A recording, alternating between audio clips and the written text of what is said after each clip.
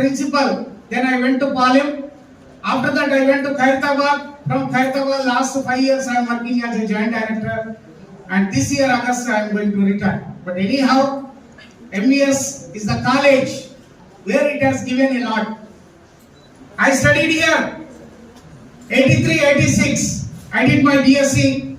Then I went to Usman University for PG. Because why I am telling the students, especially the Parmoor, even shortly our friend Professor V. Balakrishna Reddy Garu is also going to be joining, just he has crossed the Shadnagar, he is joining shortly. He is also hails from Parmoor, erstwhile Parmoor district. Because why I am telling, the students have to involve actively, not only PG students, even my student is Manjula is here, she is the principal at Tribal Welfare Degree College. BSc